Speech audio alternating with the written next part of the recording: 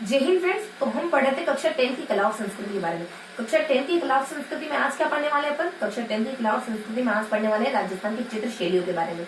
राजस्थान की चित्र शैलियां जो कि हमारा लेसन नंबर 5 है, उसको कवर करने वाले हैं आज अपन। तो इससे पहले अपन कौन कौन सी जानकारी कवर कर चुके हैं? इससे पहले अपन लेसन नंबर 1, 2, 3, 4 इन चारों लेसन को बहुत अच्छे तरीके से पढ़ चुके हैं। तो लेसन नंबर 5 जो कि आज अपन पढ़ने वाले हैं, इस पर आने से पहले थोड़ा सा रिकेप ले लेते, थोड़ा सा रिवाइज कर लेते हैं कि इन 4 लेसन के दरमियान जो पहले अपन कंप्लीट कर चुके हैं उनमें कौन कौन सी जानकारी अपन देख चुके हैं। देखो फटाफट से देख लेते हैं कि लेसन नंबर 1 में, 2 में, 3 में और 4 में हमने क्या देखा है।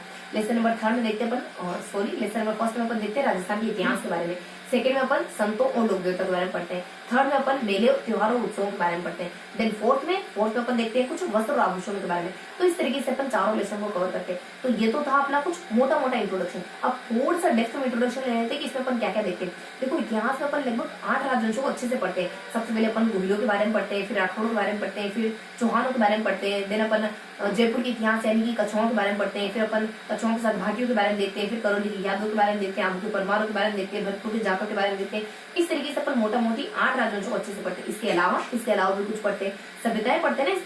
इसके अलावा अपन सभ्यताओं में कालीबंगा सभ्यता, आहट सभ्यता, फिर अपने कुछ बागों की सभ्यता, फिर अपने विराट सभ्यता और बागों की मोटा मोटी विराट तो अपने बहुत छोटी थी, तो अपने बागों की सभ्यता हो गई, उसके बाद अपने बनास सभ्यता हो गई, उसके बाद गणेश्वर सभ्यता हो गई। इसको अपन क्लियर करते हैं। देन उत्तराधिकारी युद्ध भी इसी में पढ़ते हैं। बूंदी का उत्तराधिकारी युद्ध, जयपुर का उत्तराधिकारी युद्ध, जोधपुर का उत्तराधिकारी युद्ध, ये सारे तीनों मतलब कि ये तीनों उत्तराधिकारी युद्ध इसमें कवर करते हैं। तो इस तरीके से कुछ सभ्यताएं, कुछ राजवंश और कुछ अपने उत्तराधिकारी युद्ध, इन 3 पॉइंट्स को अपन लेसन नंबर 1 में कवर करते हैं। देन लेसन नंबर 2 में क्या कवर करते हैं अपन? लेसन नंबर 2 में कुछ संतों के बारे में, कुछ लोक देवता के बारे में।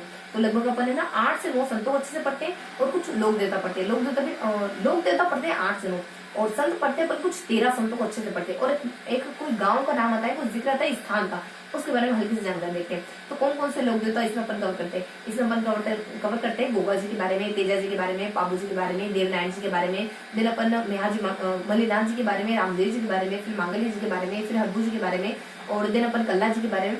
इस तरीके से अपन 8 से 9 लोक देवताओं को अच्छे से पढ़ते हैं। उसके बाद संतों के बारे में देखो, संत में कौन कौन से संत देखे? हमने धन्ना देखा, पीपा देखा, फिर जम्बू जी देखा, जसनाथ जी देखा।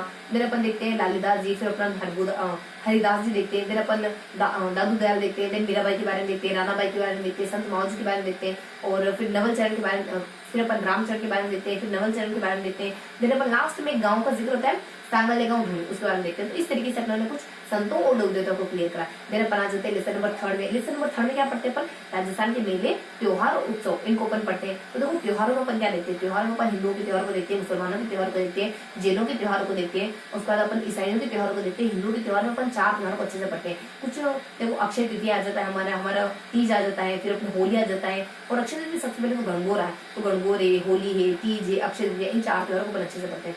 दिन के क्लियर करते हैं अपन।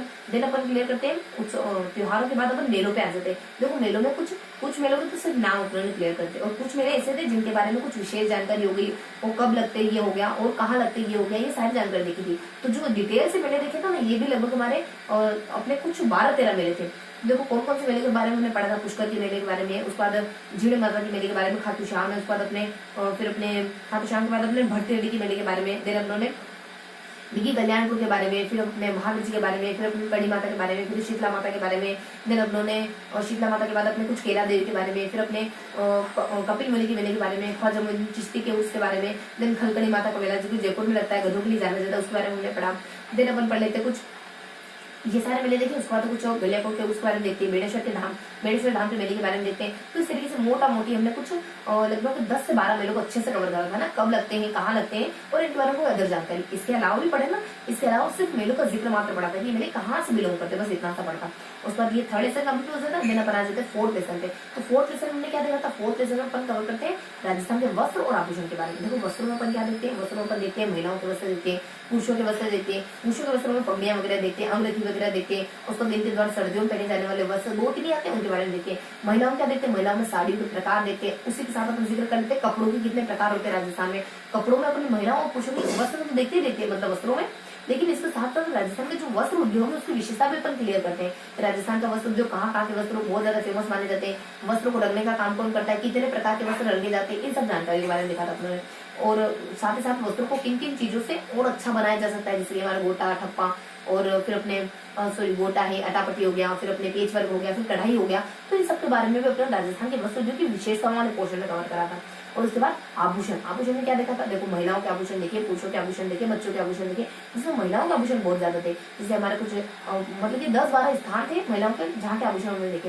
बच्चों के पुरुषों के थोड़े से मोटा मोटी आभूषण देखते हैं।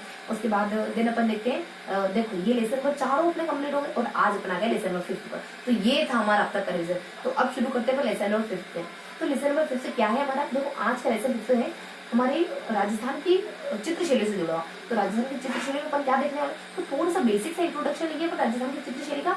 उसके बाद उसकी सेपरेशन देखेंगे, यानी वर्गीकरण देखेंगे कि किस किस में बटी हुई है। और उसके बाद अपन जिसमें भी बटी हुई है ना उसको शुरू कर देंगे। तो शुरू करते हैं आज का सेशन। तो आज के टॉपिक है हमारे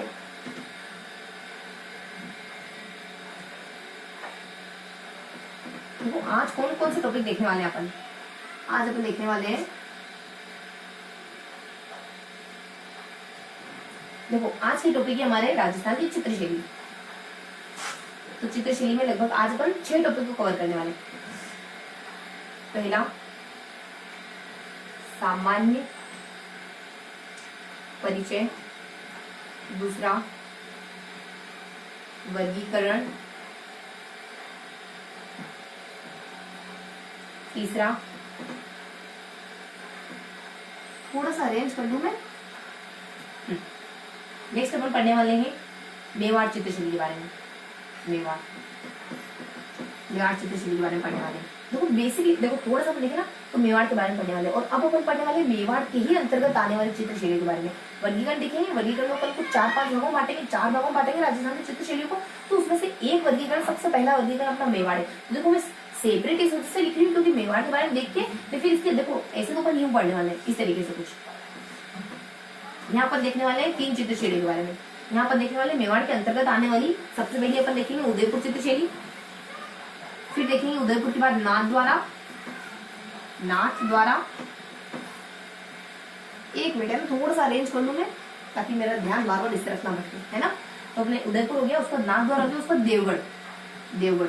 बेसिकली इसकी उपशैली मानी जाती है, इसके बारे में अपन पढ़ेंगे उदयपुर, नाथद्वार, देवगढ़। लेकिन ये सेपरेट है, इनके बारे में अपन अच्छे से डिटेल देखने वाले हैं। तो क्यों ना इनको थोड़ा सा इसी के पैरेलल लिख दिया जाए, क्योंकि इसके समान ही अपन इसको भी अच्छे से पढ़ने वाले हैं। तो इसके बारे में पढ़ने वाले, लेकिन थोड़ा सा अपन यहाँ लिख रहे हैं, ठीक है। तो बेसिकली अपन मेवाड़ के बारे में इन्फॉर्मेशन लेने के बाद यहाँ कौन कौन सी, चलो इस तरीके से नहीं लिखते जो है वैसे लिख रहे थे अपन। तो थोड़ा सा इसको मैं रफ करती हूँ, एक बार फिर से मतलब कि एक बार दोबारा लिखती हूँ, है ना। हाँ, तो क्या देखने वाले, देखो टॉपिक में उसी तरीके से लिख लेते हैं जिस तरीके से इन्फॉर्मेशन है। तो थोड़ा वर्गीकरण अच्छा लगेगा देखने में, है ना। तो सबसे पहले सामान्य से परिचय के बारे में देखने वाले हैं, देन देखने वाले अपन वर्गीकरण, देन वर्गीकरण में भी अपन पढ़ने वाले मेवाड़ के बारे में। अब ठीक लग रहा है ना। तो मेवाड़ में भी अपन कौन से देखने वाले हैं, 3 पोर्शन के बारे में। जो चीज जैसी होती है ना वैसे उसको रखा जाए तो ज्यादा बेहतर लगता है। तो यहाँ अपन देखने वाले हैं मेवाड़ में नाथ द्वारा। सबसे पहले अपन देखने वाले उदयपुर, उसके बाद अगर पैरेलल लिख देते तो इसके समान हो जाती है। उदयपुर है, उसके बाद अपने नाथ द्वारा है, उसके बाद अपने देवगढ़ है। इनके बारे में पढ़ने वाले, ठीक है, इनके बारे में देखने वाले। तो फटाफट से शुरू करते हैं सामान्य से इन्फॉर्मेशन, उसका वर्गीकरण, उसका मेवाड़ चित्रशैली को आज पढ़ लेंगे। वर्गीकरण के अंतर्गत पहला क्वेश्चन अपना मेवाड़ का ही था, तो इसके बारे में यानी इसके अंतर्गत आने वाली तीनों शैलियों को अपन पढ़ लेंगे, ठीक है। तो अपन शुरू करते हैं 1 बाय 1। देखो अपन सामान्य जानकारी से शुरू करते हैं। तो फर्स्ट है हमारा सामान्य जानकारी, सामान्य परिचय। सामान्य परिचय क्या है हमारे, देखो सामान्य परिचय चित्रकला का कुछ 2 पार्ट में पढ़ेंगे अपन। कितने पार्ट्स में देखने वाले, 2 पार्ट्स में देखने वाले, 2 पार्ट्स में अपन देखने वाले। तो सामान्य परिचय भी पढ़ लेंगे अपन, और यहाँ पे वर्गीकरण भी साथ ही अपन वर्गीकरण भी देख लेंगे। यहाँ पे अपन सामान्य परिचय देख लेंगे, देन अपन वर्गीकरण के बारे में भी देख लेंगे।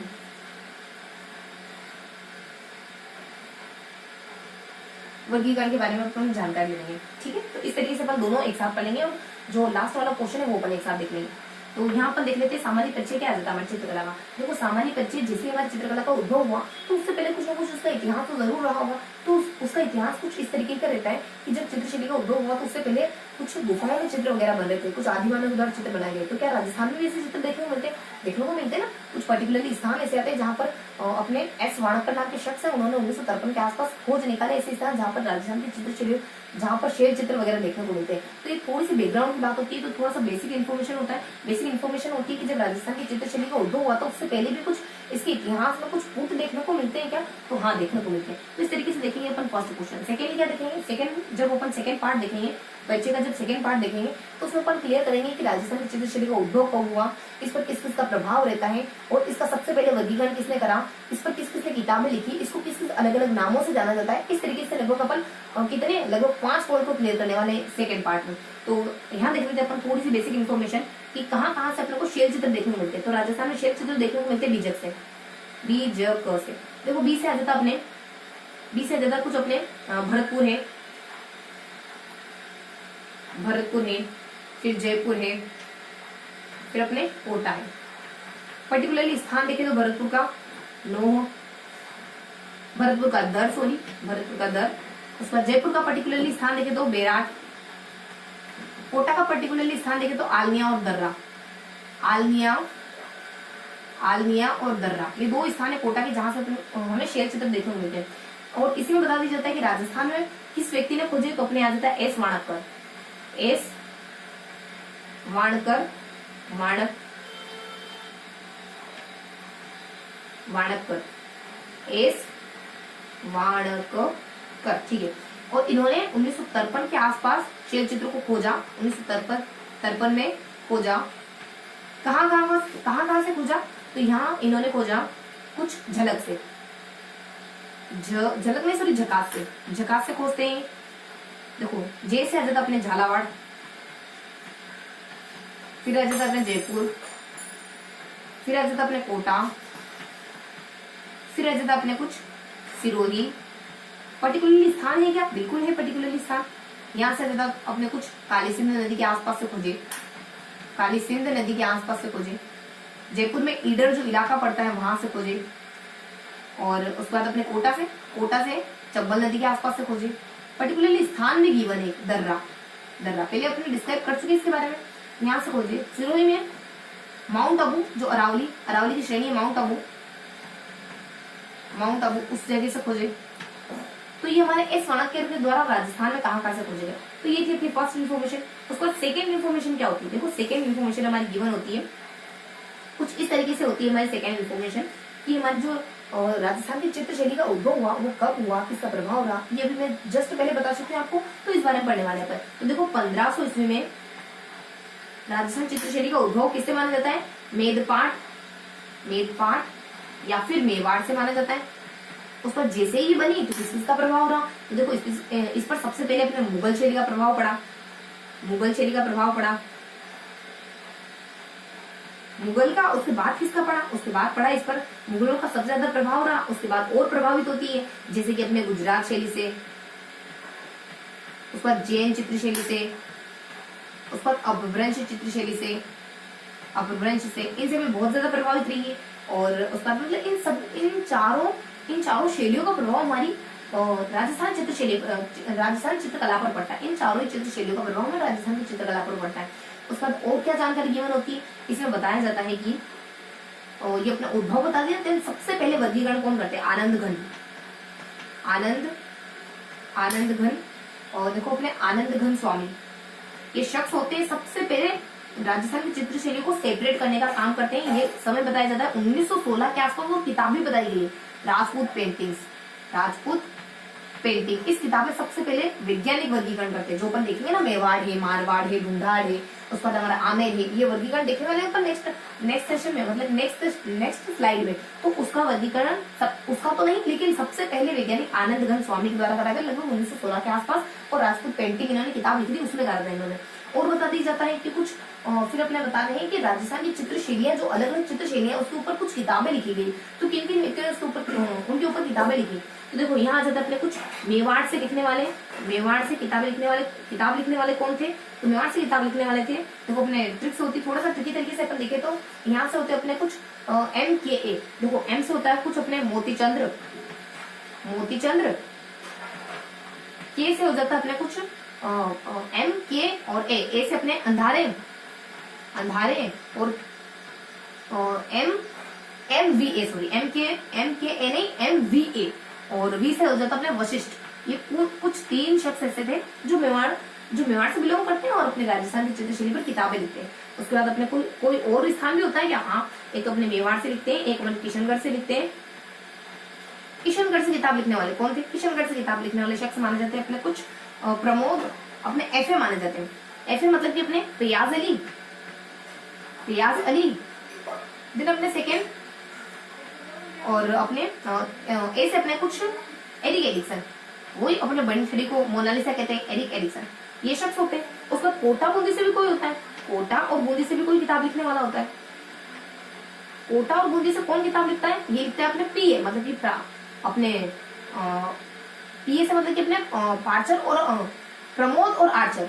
पीए से प्रमोद और आर्चर, ये 2 शख्स होते किताब लिखते हैं। और इसके साथ साथ देखो कोटा का जिक्र आया तो बता दूं कि कोटा के नाम प्रमुख का भी जिक्र दिया गया। कोटा के नाम प्रमुख का नाम बेजरा है, तो जिक्र तो हल्का सा को बता दिया। तो ये थी थोड़ी सी इन्फॉर्मेशन। और एक और बात आ जाती, क्या इन्फॉर्मेशन होती है वो? देखो ये इन्फॉर्मेशन अब बच गए हमारी कि कोटा की जो हमारी राजस्थान की चित्रशैली है उसको सब अलग अलग नामों से पुकारते हैं। कुछ 3 शख्स होते हैं अलग अलग नामों से पुकारते हैं उसको। देखो तो ये अपने को कोई 3 शख्स होते हैं जो अलग अलग नामों से पुकारते हैं।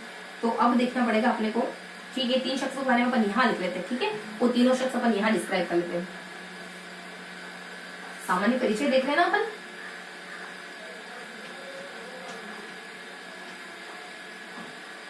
तो इन 3 शख्स का जिक्र अपन यहाँ कर लेते हैं। तो देखो कौन कौन से 3 शख्स हैं। सबसे पहले आ जाता अपने स्वामी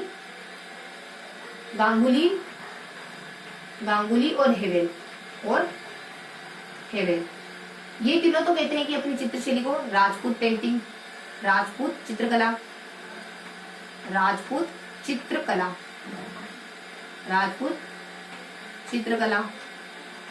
इस तरीके से कहते हैं ये तो। उसके बाद एक 2 शख्स और होते हैं हमारे, एक होते हैं ब्राउन, वो कहते हैं कि ये तो राजपूत चित्रकला नहीं, खाली राजपूत कला है, राजपूत कला कहते हैं वो। उस पर तीसरे शख्स होते हैं, ये इनकी किताब होती है, इनकी कुछ ग्रेट इंडियन ग्रंथ करके किताब होती है, उसमें कहते हैं। उस पर सबका खंडन करते हुए राय कृष्ण दास आते हैं, कहते तुम सब गलत हो, कहो तो राजपूत चित्रकला ही कहो, राजस्थानी चित्रकला ही कहो, जो कि एक्चुअली नाम है तो राजस्थानी चित्रकला, व्यवस्थित नाम इन्हीं के द्वारा दिया गया है, राजस्थानी चित्रकला। तो ये इन 3 शख्सों के बारे में हमने जिक्र देखा। तो बेसिकली अपने क्या क्या देखा देखते, तो हमने कुछ सामान्य परिचय में क्या जानकारी देखी। सामान्य परिचय को अपन 2 पार्ट्स में पढ़ते हैं। पहला पार्ट ये है हमारा, पहला पार्ट है हमारा कुछ ये, यहाँ पर देखते हैं अपन कुछ पहले पार्ट में फर्स्ट के बारे में, देन सेकंड पार्ट अपन देखते हैं कुछ यहाँ, यानी कि उद्भव के बारे में देखते हैं अपन, कुछ उद्भव के बारे में देखते हैं, ठीक है। तो कुछ 2 पार्ट में पढ़ते हैं इसको। तो राजस्थान की चित्रशैली जो चित्रशैली है उसके सामान्य परिचय के बारे में क्या देखते हैं। सामान्य परिचय में अपन क्या देखते हैं, कुछ इस तरीके से अपन देखते हैं कि जब चित्रशैली का उद्भव नहीं हुआ था तो कुछ शेर चित्र मिले थे राजस्थान में, तो वो कहाँ से मिले, किस शख्स के द्वारा खोजे गए। अरे हाँ, इसके साथ एक और जानकारी अपने कहाँ से मिले, किस शख्स के द्वारा खोजे गए, ये 2 जानकारी तो अपने देखें। थोड़ी सी जानकारी मिस हो गई, बता देती हूँ साथ के साथ कि सबसे पहले अपने राजस्थान बहुत इंपॉर्टेंट जानकारी तो गिवन करनी थी, लेकिन देखो अब मैं ना सेपरेट लिख लेती हूँ, फिर अपन रफ कर देंगे, लेकिन एक बार लिख लेते हैं वैसे तरीके से। देखो जानकारी कुछ इस तरीके की होती है कि सबसे पहले अपने राजस्थान में जो चित्र ग्रंथ मिले वो 1060 के आसपास मिले और जैसलमेर से मिले वो। और क्या है वो चित्र ग्रंथ है, तो ओग नियुक्ति वृत्ति और दशकारी का सूत्र। बहुत इंपॉर्टेंट इन्फॉर्मेशन है कि चित्र ग्रंथ सबसे प्रारंभिक, राजस्थान के प्रारंभिक चित्रित ग्रंथ क्या है। देखो एक तो है ओग नियुक्ति वृत्ति और दूसरा है दशकालिका सूत्र। ये 2 चित्र ग्रंथ है राजस्थान के, ये मिले अपने 1060 के आसपास। तो कहाँ से मिलते हैं, 1060 के आसपास मिले, 1060 के आसपास मिले और जैसलमेर से मिले। तो ये बहुत ही इंपॉर्टेंट इन्फॉर्मेशन थी जो यहाँ मिस हो गई, थोड़ा सा ना स्पेस की कमी की वजह से मिस हो गई, लेकिन हमें ध्यान रखना है, ठीक है। तो हमने क्या देखा, हमने देखा राजस्थान की चित्रशैली की सामान्य परिचय के बारे में देखा। चित्रशैली के सामान्य परिचय में हमने 2 पोर्शन करे इसके।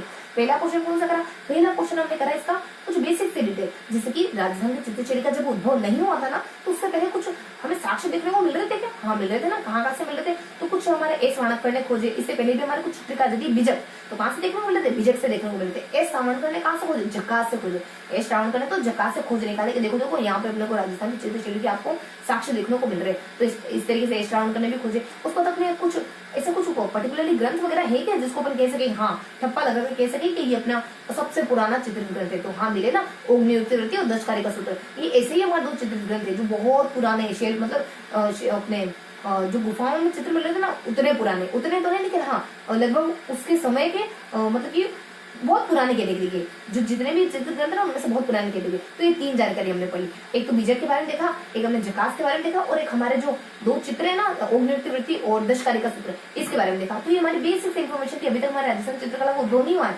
इससे पहले की 3 बातें। अब हो गया हमारा उद्भव, तो उद्भव हो गया, उसके बाद अपन क्या कहते हैं, जैसे हमारा राजस्थान चित्रकला का उद्भव होता है ना, तो उद्भव के बाद क्या आता है, तो उद्भव के बाद सबसे पहले 1500 साल के आसपास उद्भव हुआ। ये अपने मेवाड़ चित्र शैली से इसको मेवाड़ के नाम से जैसे उद्भव हुआ, तो किसका प्रभाव आ गया इस पर ना, माँ का प्रभाव, माँ और जीजे दोनों का आ गया। जीजे मतलब कि अपने गुजरात का आ गया, जयपुर का जैसलमेर का आ गया, जीजे हो गया। उसके बाद माँ मतलब कि अपने कुछ मुगलों का आ गया और अपभ्रंश का आ गया। तो सबका प्रभाव इसके ऊपर दिखा देता है। और उसके बाद इसको ना कैटेगराइज करने का काम किसने करा, तो आनंद गंज स्वामी कोई व्यक्ति होते हैं, बड़े मजे मजे में आनंद में आकर के उसको कैटेगराइज करने का काम कर देते हैं। तो कैटेगराइज करा लगभग 1916 के आसपास, कोई किताब थी इनकी राजपूत पेंटिंग करके उसमें करा, अपनी किताब में करा हो तो क्या। और फिर बता देते हैं कि राजस्थान की जो चित्रशैली है ना, वो अलग अलग, जैसे मेवाड़ हो गया, मारवाड़ हो गया, ढूंढाड़ हो गया, आमेर हो गया, ये 4 चित्रशैली है ना। तो उनके ऊपर किताबें कौन कौन लिखते हैं, तो इनके ऊपर किताबें लिखते हैं ना, एक मेवाड़ के शख्स लिखते हैं, एक किशनगढ़ के शख्स लिखते हैं, एक अपने कोटा बूंदी के शख्स लिखते हैं। तो इनके यहाँ की जो ये स्थान है, इनके अंदर लिखने वाले व्यक्ति कौन होते हैं, मेवाड़ से लिखने वाले मेवाड़ से लिखने वाले 3 शख्स होते हैं। 3 शख्स होते हैं कौन, एक तो अंधारे, एक वशिष्ठ और मोतीचंद्र। अंधारे, वशिष्ठ और मोतीचंद्र, यानी MVA मावा, कौन लिखता है, मावा लिखता है। उसके बाद नेक्स्ट अपने किशनगढ़, तो कुछ चीजें याद रहेगी। किशनगढ़ में कौन लिखता है, किशनगढ़ लिखता है FA, यानी FA मतलब कि परीक्षा देने जा रहा था, मतलब कि FA होता है ना अपना, ऐसे होता है, FA होता है। तो अपने इसको देखो, FA को क्या कहते हैं अपन, कुछ कहते हैं ना फॉर्मेटिव असेसमेंट, ठीक है। तो FA से अपने आ जाता है कि अपने फ्रेयाज और अपने ऐसे अपने एरिक एरिक्सन, ये दोनों ही किताबें लिखते हैं, अपने किशनगढ़ से बिलोंग करते हैं, अपने राजस्थानी चित्रशैली पर किताबें लिखते हैं। उसके बाद नेक्स्ट अपने कोटा और बूंदी, कैसे अपने कोटा भी और बूंदी भी। तो कोटा और बूंदी में कौन व्यक्ति ऐसे होते हैं जो राजस्थान की चित्रशैली पर किताबें लिखते हैं, तो यहाँ पे हमारे 2 व्यक्ति होते हैं। 2 व्यक्ति कौन कौन से होते हैं, कुछ PA होते हैं, पी से अपने प्रमोद, ऐसे अपने आचार्य, दोनों ही अपने राजस्थान की चित्रशैली पर किताबें लिखते हैं। उसके बाद थोड़ा सा जिक्र ये भी कर देते हैं कि देखो नाम आया ही कोटा का, तो कोटा के नाम प्रमुख का नाम बता देते, वो भी बैजनाथ है। तो इस तरीके से हमने देखा। देखो लिखने में थोड़ा सा मेरे को लग रहा है, देखो मेरे को सेटिस्फेक्शन नहीं हो रहा है, मेरे को ऐसा लग रहा है कि मैंने थोड़ा सा और जुड़ल तरीके से आपको सामान्य परिचय बता दिया। तो थोड़ा सा मैं मोटा मोटी और बता देती हूँ आपको, क्योंकि देखो स्पेस की कमी की वजह से थोड़ा सा ऐसा लग रहा है। तो देखो मुझे लग रहा है तो आपको भी लग रहा होगा, तो थोड़ा सा मैं ना इसका ओवरव्यू दे देती हूँ आपको, ठीक है। सामान्य परिचय का थोड़ा सा ओवरव्यू दे देती हूँ आपको।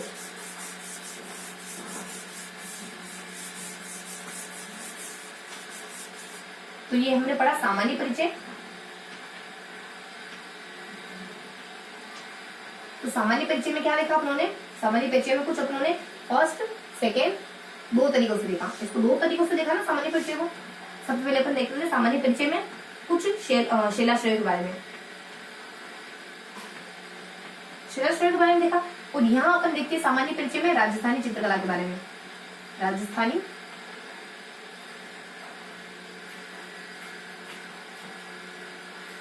चित्रकला का बारे में बेसिक से इन्फॉर्मेशन देखते तो शिलाश्रय और एस वाणकर के द्वारा और अग्निहोत्री वृत्ति। तो 3 बातें आई यहाँ पे, सिर्फ और सिर्फ 3 बातें।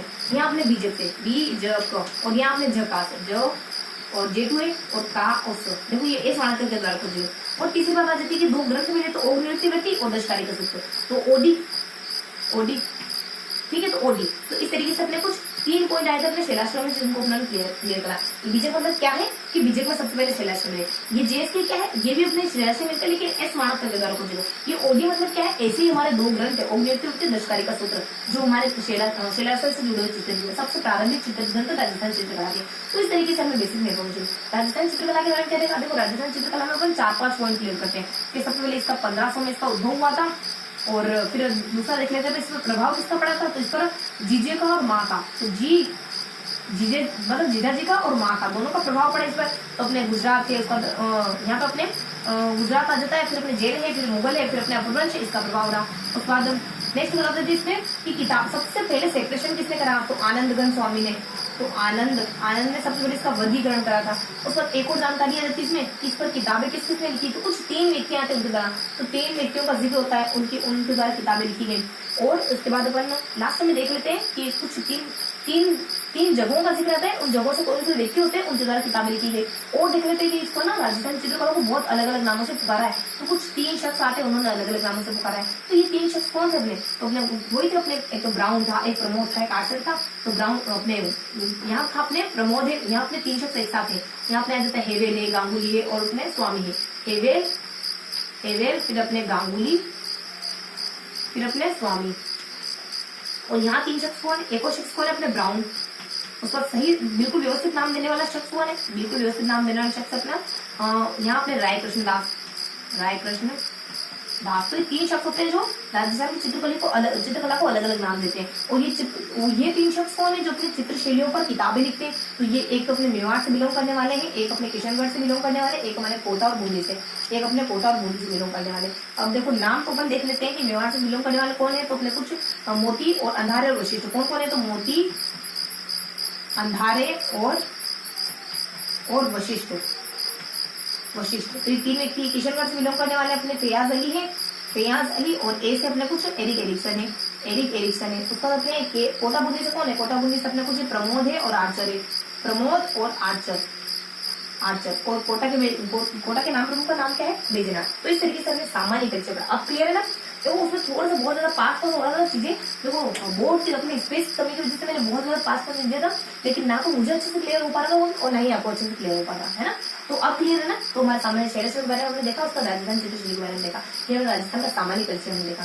तो यही अपने कुछ शिलाशासन देखने को मिल जाता है। उसके बाद बात करते हैं राजस्थानी चित्रकला के बारे में कुछ 5-6 बातें बताते हैं जो मैं यहाँ डिस्क्राइब कर ली। अब हम देखने वाले हैं इस सेकंड पॉइंट के बारे में। तो सेकंड पॉइंट क्या है हमारा, तो राजस्थान की चित्रकलाओं का वर्गीकरण। क्या देखने वाले हैं, राजस्थान की चित्रकलाओं का वर्गीकरण।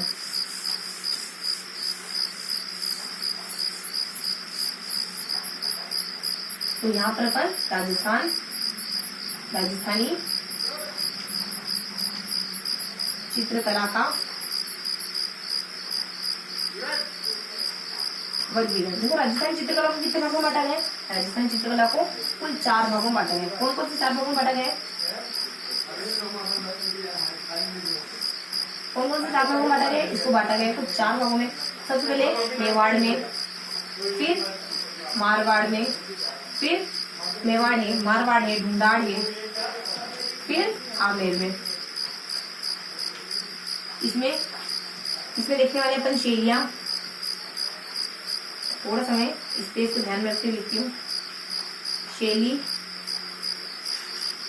उपशैली और ठिकाने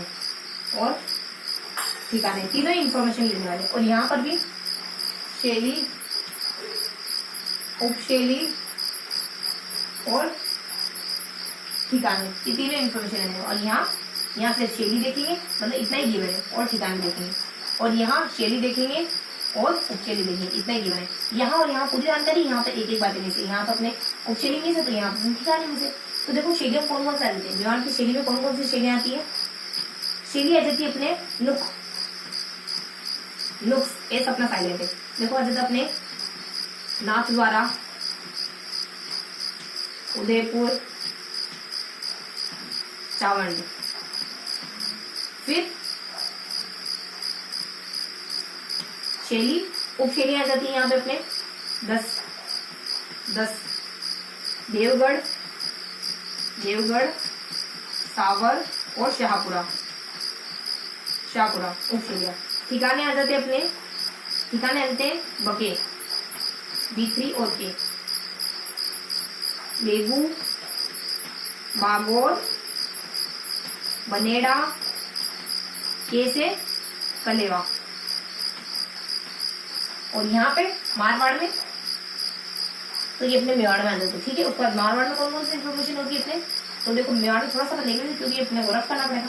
तो मेवाड़ में शैलियां, उपशैलियां और ठिकाने क्या कहते हैं। देखो मेवाड़ में शैली क्या जाती है, नुक्स, यानी नुक्स से निकालती रहती है। ऐसी लड़की हो तो हमेशा नुक्स निकालती है। तो देखो अपने एन से आ जाता कुछ नाथद्वारा, फिर अपने उसे उदयपुर, सी से आ जाता चावल वगैरह, उसको साइलेंट हो गया। उसके बाद अपने 10 नुक्स निकाल रही, तो 10 8 का नुक्स निकाल लेंगे, तो अपने 10 आ जाता है। देखो यहाँ जाता देवगढ़ आ जाता है, उसको शावर आ जाता है, शाहपुर आ जाता है। उसके बाद बको क्या नुक्स निकाल लेंगे, अपने बको आ जाता है। देखो बी क्या आ जाता है, B3 होता है, तो बेगू आ जाता है, बागोर आ जाता है, बनेड़ा आ जाता है, केस अपने कलेवा आ जाता है। तो इस तरीके की इन्फॉर्मेशन अपने मेवाड़ के बारे में होती है। देखो अब इसको रख करते हैं, क्योंकि देखो अपने को मारवाड़ के बारे में पढ़ना है, इसमें थोड़ी सी डिटेल ज्यादा है, तो हम इसको रख करते हैं। अब पढ़ने वाले अपन मारवाड़ में, है ना। तो मारवाड़ में क्या क्या शैलियां हैं और क्या क्या ठिकाने हैं। उपशैली तो है नहीं इसमें। देखो मारवाड़ में अपनी शैलियां आ जाती है। शैलियां इसकी बीजक साम, बीजक साम। देखो बी से अपने आ जाता है बीकानेर, J2 होता है ना, तो जोधपुर है, जैसलमेर है, जयपुर नहीं है, जयपुर ढूंढाड़ में आएगा, जोधपुर है, जैसलमेर है। उसके बाद के से अपने किशनगढ़ है, कोटा नहीं है ना, कोटा अपने हड़की में आएगा, किशनगढ़ है। उसके बाद ए से अपने सिरोही है। इससे क्या क्लियर हो रहा है कि ये एरिया मारवाड़ के एरिया है। मतलब ए से अपने अजमेर है, ए से अपने नागौर है। उसके बाद शैलियां हो गई, उसका ठिकाने ही बताया सिर्फ उसे। ठिकाने में आ जाते अपने रिया दुनिया जुड़ा है गाने। रिया जो जुनी जो रिया है ना, वो बहुत ज्यादा घनी है, बहुत ज्यादा भिड़ाती है, मतलब लड़ाती है। तो जुनी रिया मतलब कि कोई बड़ी रिया, मतलब कि बड़ी बहन रिया है ना, वो बहुत ज्यादा लड़ाती है। तो जुनिया, रिया जुनिया, रिया जुनिया भिड़ा है गानेरा, गी ना य और गानेरा। देखो एक सेकंड थोड़ा सा डिस्टर्बेंस होगा, तो थोड़ा सा वर्क है, थोड़ा सा कंप्लीट करके आपकी फिर अपन वैल्यू होते हैं ना।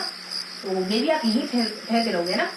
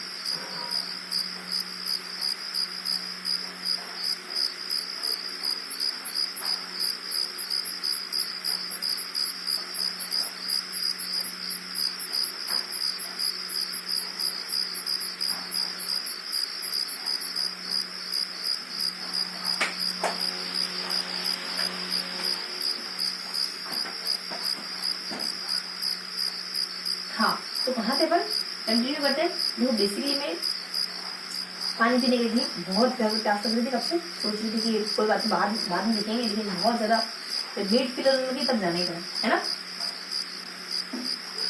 कोशिश करेंगे अगली बार से ऐसा ना हो, है ना। तो फिर अपने यहाँ अपन देख लिया मेवाड़ के बारे में, अब अपन देख लेते हैं मारवाड़ के बारे में। ठीक है, तो मारवाड़ के बारे में अपन देख लेते हैं कि कौन सी शैलियां हैं, कौन सी उपशैलियां हैं और कौन से ठिकाने। तो उपशैली तो दी हुई है ही, अपने ठिकानों के बारे में देखना है, उपशैली के बारे में देखना है। इसको थोड़ा रफ कर लेते अपन।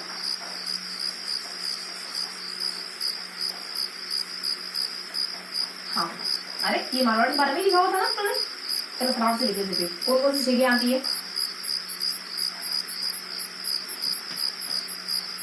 विजय स्थान,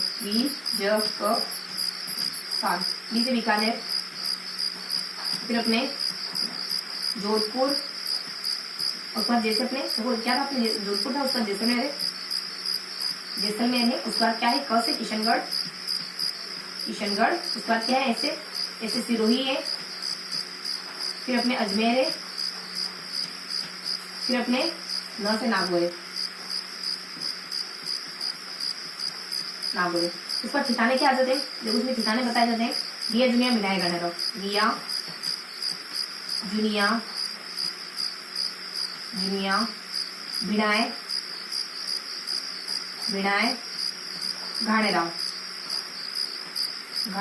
तो ये कुछ अपने ठिकाने मान लेते हैं। ठीक है, तो इसमें देखो विजय स्थान आ जाता है, विजय स्थान जो ठिकाने रहे, जोधपुर है उसका जैसलमेर है, केस अपने किशनगढ़ है, उसके बाद ऐसे अपने सिरोही है, ऐसे अपने अजमेर है और ऐसे अपने नागौर है। तो ये इसके ठिकाने, उसका ये इसकी शैलियां है, उसका ठिकाने क्या है, रिया जुनिया विनायगढ़। तो ये अपनी कोई जुनी रिया है, बहुत ज्यादा लड़ती, बहुत ज्यादा झगड़ती। जुनी रिया मतलब कोई बड़ी रिया, बड़ी मतलब की बड़ी बहन कोई रिया है, बहुत ज्यादा लड़ती, बहुत ज्यादा झगड़ती। इस तरीके से अपने मारवाड़ के बारे में देखेंगे। मेवाड़ के बारे में कैसे देखा था, देखो मेवाड़ के बारे में हमने देखा था कुछ यहाँ पर कहते हैं कुछ नुक्स, उसका बको और दसो, नुक्स दसो और बको, दसो कहते हैं ना, नुक्स दसो और बको, यानी कि शैलियां, उपशैलियां और ठिकाने इस तरीके से देखते हैं अपन। और मारवाड़ में किसे देखते हैं, विजय स्थान से देखते हैं, और रिया जुनिया बिठाए गा इस तरीके से अपन मारवाड़ में देखते हैं। अब ढूंढाड़ में कैसे देखेंगे अपन, तो ढूंढाड़ में अपन देखेंगे, देखो ढूंढाड़ में कैसे देखना है, तो ढूंढाड़ में शैली देखनी है, और अपने शैली देखने में कोई यहाँ ठिकाना है तो यहाँ पे उपशैली आएगी। तो वो ढूंढाड़ में शैलियां कैसी होती है, तो ढूंढाड़ में अपने ढूंढाड़ नहीं सॉरी अपने वहाँ अपने यहाँ अपने हाड़ों की आएगा, उसके बाद वहाँ अपने आमेर नहीं ढूंढाड़ आएगा। ठीक है, थोड़ा सा नीचे हो गया, थोड़ा सा है ना, थोड़ा सा मिस्टेक से यहाँ है ढूंढाड़, आमेर तो इसके अंतर्गत आने वाला है ना, और यहाँ तो हाड़ होती है, हाड़ होती है। देखो हाड़की में क्या जाता अपने, तो कोटा बूंदी 12 सब हाड़की में आते हैं ना, तो शैलियां क्या है उसकी, और उसके बाद अपने उपशैलियां क्या है, तो शैलियां इसकी कुछ यहाँ जाता अपने कुछ कब्ज, देखो ट्रिक क्या है इसकी, कब्ज, क ब और क ब और जी, कब्ज। तो कब्ज कह देते हैं, देखो कोटा और 12, कोटा और 12 ये दोनों तो इसकी शैलियां मानी जाती है, और झालावाड़ इसकी उपशैली मानी जाती है, झालावाड़ इसकी उपशैली। बस ये इतनी सी इन्फॉर्मेशन होती है। अब देख लेते हैं ढूंढाड़ के बारे में, कब्ज हो गए क्लियर, उसका अपन देखने थे ढूंढाड़ के बारे में। अब ढूंढाड़ के बारे में क्या इन्फॉर्मेशन होती है, तो ढूंढाड़ के बारे में देख लेते हैं अपन कुछ, तीनों जानकारी देखेंगे अपन, तीनों जानकारी देखेंगे, यानी कि अपन शैलियां देखेंगे, उसका तो अपन उपशैलियां देखेंगे, उसका तो अपन ठिकाने देखेंगे। देखो इसकी शैलियां कौन कौन सी होती है, तो जा, इसकी ट्रिक होती है अपनी जा, कुछ जा आ शे। देखो यहाँ होता है अपने जयपुर, यहाँ है अपने अलवर, यहाँ से अपने आमेर, फिर अपने शेखावटी, शेखावटी। तो ये तो होती है इसकी शैलियां। उपशैलियां सिर्फ एक ही, उनियारा, उनियारा। उसका ठिकाने कितने, ठिकाने सेज, ठिकाने क्या है, सेज। तो सेज से अपने, सेज से देखो अपने कुछ अपने शावर, शाहपुरा है, उसका अपने सावर है, सावर है, शावर है, शाहपुरा है, और उसके बाद अपने एक तो अपने शाहपुरा है, उसका सामोद है, सावर नहीं, सामोद तो अपने वहां देखा था ना, सामोद, सामोद है, उसका अपने शाहपुरा। देखो शाहपुरा ओवर आ गया, पहले भी आया है अपने, और शाहपुरा अपने पहले अपने नहीं आया, यही आया अपने, तो सामोद आ गया, उसके बाद अपने शाहपुरा आ गया, उसके बाद अपने ई से आ जाए कुछ इसरदा, इसरदा, उसके बाद जैसे आ जाएगा अपने जिला है, जिला है। तो ये सब क्या है, ये सब है इनकी ये इनके ना कुछ ठिकाने हैं। तो यहाँ अपने शैलियां देखेंगे, यहाँ पर उपशैली देखेंगे, यहाँ पर ठिकाने देखेंगे। तो इस तरीके से अपने ढूंढाड़ की शैलियां, उपशैली ठिकाने देखेंगे। क्या ट्रिक अपनी, जहाँ आशे और उनियारा एक ही शैली, एक ही उपशैली, उसका उपशैली की विशेषता है, उसका ठिकानों की विशेषता क्या है, सेज, ठिकानों की विशेषता क्या है, सेज। जहाँ आशे मानो जहाँ आशा, सेज पे बैठ जा, तो जहाँ आशे उसका सेज और बीच में अपने उनियारा जाता है। तो इस तरीके से अपने ढूंढाड़ के बारे में पढ़ा। ठीक है, तो ये हमने ढूंढाड़ के बारे में जानकारी ली। तो इस तरीके से हमने कुछ कहा, किस किस के बारे में जानकारी ली, हमने जानकारी ली मेवाड़ के बारे में, हमने जानकारी ली मारवाड़ के बारे में, हमने जानकारी हाड़ों के बारे में, हमने जानकारी ढूंढाड़ के बारे में। देखो मेवाड़ में क्या कहता है, मेवाड़ में देखो ट्रिक्स रिकॉल कर रहे हैं, नाम तो अपने को पता है ही। मेवाड़ में ट्रिक क्या रहती है, मेवाड़ में ट्रिक आ जाती है कुछ वही जो अपने को हमेशा परेशान करती रहती है, दसती रहती है, क्या नुक्स निकालती रहती है। तो नुक्स देखो क्या कहती है अपने, नुक्स, उसका अपन कहते हैं बको और दसो, 10 अपन कहते हैं 10, और फिर कहते हैं अपन बक, फिर क्या कहते हैं अपन, बक। तो ये अपने 10 और बक इस तरीके से अपन कहते हैं। फिर नुक्स, दसों और बको पे शैलियों की, उपशैलियों की, ठिकानों की, तीनों की ट्रिक होती है। यहाँ पे अपनी शैलियां, उपशैलियां, ठिकाने तीनों रहते हैं। और उसके बाद अपन मारवाड़ में कैसे देखते हैं, देखो मारवाड़ में अपन देखते हैं कुछ, यहाँ पे अपने कुछ 2 ट्रिक्स होती है। तो अपनी सबसे पहले ट्रिक होती है बीजक साम, बी ज क और साम न, इस तरीके से देखते हैं। फिर रिया जुनिया भिड़ाएगा, रिया जुनिया भिड़ाए और घाड़ेरा, ये इसके ठिकाने देखते हैं। उसको हाड़तिम कैसे देखते हैं, हाड़तिम देखते हैं कब्ज, क जब इतने से क्लियर हो जाएगा, क्योंकि 2 ही चीज तो आती है, इसमें भी 2 ही चीज आती है, इसमें 2 ट्रिक्स, 2 चीजें, 2 ट्रिक्स, यहाँ पे अपने 2 ही चीजें, तो इसी में क्लियर हो जाएगी। 2 ट्रिक, एक यहाँ तक की और एक यहाँ तक की। ठीक है, तो ये अपनी इन्फॉर्मेशन है, तो कब्ज आ जाएगा। और इसके बाद अपने ढूंढाड़ में क्या जाएगा, ढूंढाड़ में तीनों ही जानकारी, तो तीनों ही ट्रिक्स आएगी अपने। तो ढूंढाड़ में आने वाली जहाँ से क्या आएगी अपने, जहाँ आ शे, और एक चीज को अपनी एक ही फिर उसकी ट्रिक अपन देखी। और यहाँ क्योंकि उनियारा अपने उसके लिए एक ही, उसका यहाँ अपन देख लेते हैं। और ठिकानों की ट्रिक होती है अपने सेज, क्या होती है अपने सेज, बस तो इस तरीके से अपने देखा, देखो यहाँ तो है लेकिन यहाँ नहीं, तो इस तरीके से अपने मोटा मोटी देखा। मैंने पिछला वाला क्यों बिठाया, क्योंकि उससे आपको थोड़ी अस्पष्टता होती है, इस वजह से मैंने ट्रिक्स लिख दिया। तो मेवाड़ चित्र को नुक्स हो जाता है, 10,000 बक हो जाता है। मारवाड़ चित्र को विजय स्थान और उसका दिया दुनिया में रहेगा। हाड़ चित्र को अपने हाड़ चित्र को अपने कब्ज, उसका धुनार, धुनार चित्र को अपने जहाँ आशे, यहाँ भी कोई होती नहीं क्योंकि उनियारा एक ही स्थान है, उनियारा तो यूं लिख लेते पर उनियारा, उसका हमारे जहाँ आशे, उसका उस सेज पे बैठ जा, अपने जहाँ आशे उस मानो सब अपने साइड हो जाएगा, उसका अपने सेज पे बैठ जा तो अपने सेज रहता है। तो इस तरीके से उन्होंने इनके बारे में जानकारी दी। अब क्या पढ़ने वाले, अब हम देखने वाले हैं इनकी जो अपन मेवाड़ देख रहे हैं ना, तो मेवाड़ में अपन जो यहाँ पे आती है ना, जैसे अपने नाथ द्वारा हो गया, उदयपुर हो गया, फिर चावंड हो गया, तो इनके बारे में अपन देखने वाले। तो आज नाथ द्वारा के बारे में पढ़ेंगे अपन, उसके बाद अपन उदयपुर के बारे में देखेंगे, उदयपुर के बारे में देखेंगे, नाथ द्वारा के बारे में देखेंगे और देवगढ़ के बारे में। इसकी तीन उपशैली के बारे में देखेंगे, नाथ द्वारा के बारे में, उदयपुर के बारे में, देवगढ़ के बारे में। देवगढ़ ये जीवन तो नहीं है लेकिन देवगढ़ के बारे में हम पढ़ेंगे क्योंकि अपने बुक में अच्छे से मेंशन करा उसको, ठीक है। तो अपन पढ़ने वाले मेवाड़ के बारे में, इस पोर्शन के बारे में पढ़ने वाले अपन।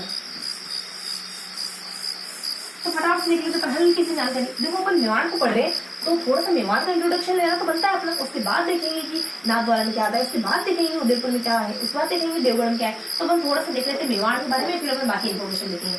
देखो मेवाड़ के बारे में क्या इन्फॉर्मेशन होती है, तो यहाँ पर देख लेते हैं कुछ मेवाड़, और फिर अपन बाकी के बारे में इन्फॉर्मेशन देखेंगे ना। तो थोड़ा सा अपन मेवाड़ के बारे में देख लेते हैं कुछ यहाँ, और फिर वन बाय वन अपन उधर लेते चलेंगे। फिर अपन वन बाय वन इस तरफ लेते चलेंगे, बाकी इसके अंतर्गत आने में चलेंगे। देखो मेवाड़ के बारे में क्या देखेंगे, मेवाड़ के बारे में 6 जानकारी बहुत महत्वपूर्ण होती है, मतलब कि 6 पॉइंट बहुत महत्वपूर्ण होते हैं। 2 तरीके से देखेंगे मेवाड़ में, कुछ 2 तरीके, मतलब कि यहाँ पर कुछ ग्रंथों के नाम आते हैं, फर्स्टली कुछ ग्रंथों के नाम दिए होते हैं, कुछ ग्रंथों के नाम बहुत ज्यादा इंपॉर्टेंट होते हैं, कुछ राजाओं के नाम होते हैं। तो देखो ग्रंथ क्या क्या होते हैं, एक तो शावक प्रतिक्रमण सूत्र चूर्णी, शावक प्रतिक्रमण सूत्र चूर्णी, ये ग्रंथ आता है। एक आता है मतलब किताबों के नाम, मोटा मोटे कुछ कठिन 3 नाम होते हैं।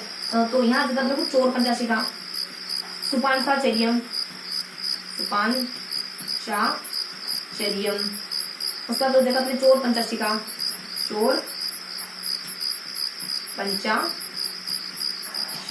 ये इंफॉर्मेशन होती है अपनी।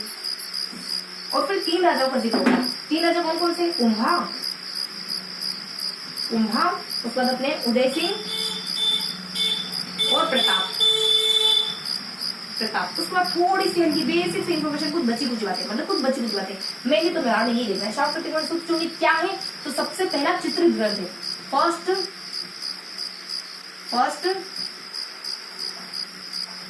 चित्रित ग्रंथ जो 1260 में मिलता है, जो तेजपाल के समय मिला, तेजपाल के समय। उसका मतलब सुपांसाचर्यम क्या है, सुपांसाचर्यम एक किताब है जो इसी शैली में लिखी गई है और 1423 में देवगढ़ में लिखी गई है। 1423 में देवगढ़ में लिखी और मेवाड़ शैली में लिखी है, मेवाड़ शैली में लिखी एक बुक है बेसिकली।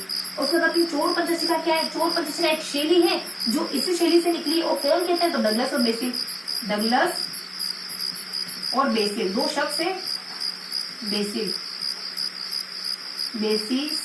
होता है, बेसिस है, डगलस और बेसिस 2 शख्स हैं जो कहते हैं कि ये चित्रशैली, ये जो शैली है ये मेवाड़ से निकली है, मेवाड़ शैली से उद्भव है इसका, मेवाड़ शैली से उद्भव। इस तरीके की बातें होती है तीन कुछ टफ से नामों के बारे में। फिर यहाँ क्या होता है, देखो कुंभा का स्वर्णकाल माना जाता है, उसके बाद अपने उदय सिंह के बारे में, तो उदय सिंह के समय में कुछ एक पारिजात चित्र बना था, जो बनाया था नानक राम ने। पारिजात अंतरण होता है, मे बी पारिजात अंतरण जो नानक राम ने बनाया था, नानक राम ने बनाया था। और लगभग ये कब बनाया था, 1540 के आसपास। उसके बाद फिर अपने प्रताप के बारे में क्या इन्फॉर्मेशन होती है, प्रताप के बारे में दो जानकारी होती है प्रताप के बारे में। कि चावंड में चित्रशैली का विकास हो गया था जब प्रताप का शासनकाल लगा था। तो प्रताप का शासनकाल में देखो अपने उदय सिंह के शासनकाल क्या है, जानते हो, 37 से लगा करके लगभग 72 तक, जब हमारे प्रताप शासक बने थे, है ना। हमने अच्छे से पढ़ा है राजस्थान के इतिहास के बारे में। तो चावंड में चित्रशैली का विकास हो गया था, चावंड में चित्रशैली आ गई थी। उसको सेकेंड इन्फॉर्मेशन क्या गिवन होती है, सेकेंडली बता दी जाता है कि ढोला मारू एक चित्रित ग्रंथ बहुत प्रसिद्ध है, ढोला मारू इन्हीं के समय बना था। और कब बना था ढोला मारू का समय काल आ जाता है कुछ 62। देखो ये अपने लगभग 1550 के आसपास है और ये लगभग अपने 600 के आसपास, दोनों ही लगभग यहाँ कुछ 10 कम पड़ रहे हैं, यहाँ कुछ 8 कम पड़ रहे हैं। तो थोड़ा सा ना ध्यान रखना है इनको समय को भी ध्यान रखना है। उसके बाद अपने प्रताप के समय ये हुआ था, बस 3 राज्यों का जिक्र था जो हमने देख लिया। मैंने कहा था कुछ अदर जानकारी क्या जाती है, अदर जानकारी इस मेवाड़ चित्रशैली में किसका, तो ये चित्रशैली का सबसे मौलिक रूप अगर किसी चित्रशैली में देखने को मिलता है तो हमारी मेवाड़ी मानी जाती है। तो मौलिक रूप अगर किसी में देखने को मिलता है, मौलिक रूप, तो वो चित्रशैली कौन सी है, क्योंकि सबसे पुरानी है, इसको मेघपाट के नाम से जानते हैं। तो ये अपने मौलिक रूप किसको देखने को मिलता है, मेवाड़ में। और इन्फॉर्मेशन क्या होती है, इसमें बहुत ज्यादा पोथी ग्रंथ है, पोथी ग्रंथों का वर्णन बहुत ज्यादा है इसमें, पोथी ग्रंथों का वर्णन बहुत ज्यादा इसमें। तो ये हमने देखा मेवाड़ चित्रशैली में क्या देखा कि कुछ 3 नाम होते हैं, चोर प्रतिष्ठा। 3 राजा होते, कुंभा हो जाता है, उदय सिंह प्रताप। कुछ बचे कुछ जानकारी मौलिक रूप देखने मिलता है, पोथी ग्रंथ देखने मिलते हैं। सुपांसा चरियम क्या है, शाहू प्रतिमा के सबसे पहले बना हुआ एक चित्र ग्रंथ है, जो अपने कब बना था, 1260 के आसपास, तेजपाल के समय बना। सुपांसा चरियम क्या है, चरियम चरित्र कौन बनाती किताब, तो ये किताब है और ये लगभग 1423 में देवगढ़ में लिखी गई थी, लेकिन इसी शैली में लिखी गई थी। उसका चोर पंचशिका क्या है, चोर पंचशिका बेसिकली एक चोर पंचशिका एक शैली है जो अपने कुछ 2 व्यक्ति होते हैं, डगलस बेसिल कहते हैं कि इसी शैली से निकली। उसके बाद अपने कुंभा के स्वर्णकाल, कुंभा का समय जो है ना इस चित्रशैली में स्वर्णकाल रहा। और उदय सिंह के समय 515 लिखी हुई, राधा काल 1540 के आसपास। उसको प्रताप के समय में क्या हुआ, देखो प्रताप के समय चावल में चित्रशैली का विकास होने लगा। प्रताप के समय ढोला मारू लिखा गया था, ढोला मारू जिसको है ना दिल्ली, अपने कुछ दिल्ली संग्रहालय में सुरक्षित करके रखा हुआ है। तो दिल्ली संग्रहालय में देखो पूछने को भी पूछा जा सकता है, दिल्ली संग्रहालय में इसको व्यवस्थित करके आज भी रखा हुआ है। उसके बाद ये अपने प्रताप के बारे में लिखिए। उसके बाद अपने एक उदय होते हैं जो पाइजन लिखते हैं, पाइजन लिखा जाता है नारायण के द्वारा 1540। प्रताप के समय में क्या हुआ, ढोला मारू लिखा गया 15 के आसपास। दोनों ही सन अधूरे यहाँ अपने 1500 पूरा नहीं हो, 1540, यहाँ अपने 1600 पूरा नहीं हो, 1552 रही है। तो ये अपने मेवाड़ के बारे में बेसिक इन्फॉर्मेशन थी। अब इसके अंतर्गत आने वाले 3 शैलियों को पढ़ने वाले, नाथ द्वारा।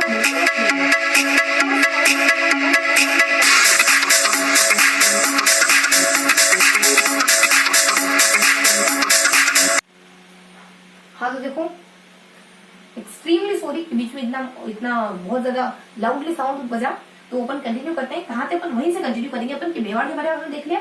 अब अपन देखने वाले मेवाड़ के बाद कुछ इसके अंतर्गत आने वाले 3 पॉइंट को अपन देखने वाले, नाथ द्वारा के बारे में, उदयपुर के बारे में, देवगढ़ के बारे में। तो शुरू करते हैं नाथ द्वारा, उदयपुर, देवगढ़।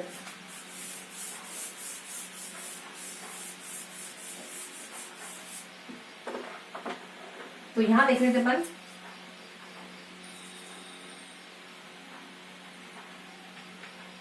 नाथ द्वारा, सबसे पहले अपन नाथ द्वारा से पहले उदयपुर देख लेते हैं, ठीक है। तो नाथ द्वारा, देवगढ़, उदयपुर के बारे में पढ़ने वाले, तो उदयपुर देख लेते सबसे पहले, उदयपुर। उसके बाद अपन देख लेंगे नाथ द्वारा और फिर देवगढ़। तो देखो उदयपुर चित्रशैली में क्या क्या देखने वाले अपन, तो उदयपुर चित्रशैली में बेसिक सी इन्फॉर्मेशन देखेंगे, कुछ 2-3 राज्यों को जिक्र आएगा, इसमें 3 राज्यों को जिक्र आएगा और उसकी उदयपुर चित्रशैली की कुछ विशेषता है, क्या क्या विशेषता मानी जाती है। तो कुछ 3 राज्यों को जिक्र होगा। सबसे पहले राजा होते हैं यहाँ पे रायसिंह। देखो राजा क्या होते हैं, तो यहाँ राजा होते हैं कुछ आज से। तो सबसे पहले अपने रायसिंह नहीं, अमर सिंह, आज से तो अमर सिंह। उसके बाद यहाँ जाता अपने कुछ अमर सिंह के बारे में, कुछ अपने कुछ अपने जगत सिंह के बारे में, और उसके बाद कुछ और जानकारी आ जाएगी अपने अमर सिंह हो गया, जगत सिंह हो गया। उसके बाद संग्राम सिंह के बारे में, उसके बाद कुछ विशेषताएं इसकी उदयपुर चित्रशैली की विशेषताएं। तो इस तरीके से देखने वाले अपन। तो देखो अमर सिंह के समय में क्या हुआ था, अमर सिंह के समय में एक कुछ चित्र बनाया गया था, और अमर सिंह के समय में चावंड में चित्रशैली का विकास हो गया था। वही बात, चावंड में इनके पिताजी के समय हुई थी, वही चित्रशैली का विकास। पहली बात तो यही हो जाती। उसके बाद दूसरी बात क्या आ जाती कि इनके समय में एक रागमाला जो निसारुद्दीन के द्वारा लिखा गया था, निसारुद्दीन। उसका नेक्स्ट जानकारी क्या होती है, और बस 2 ही जानकारी होती है इनके समय। उसका जगत सिंह के समय क्या हुआ, तो जगत सिंह के समय देखो 4 काम अच्छे होते हैं। सबसे पहला काम होता है लघु चित्रशैली का स्वर्णकाल, लघु चित्रशैली का स्वर्णकाल। दूसरा, इनके समय में चित्रशाला बनी थी जिसका नाम था चित्रों की ओरी तस्वीरों का कारखाना, चित्रों की ओवरी या फिर उर्फ तस्वीरों का कारखाना,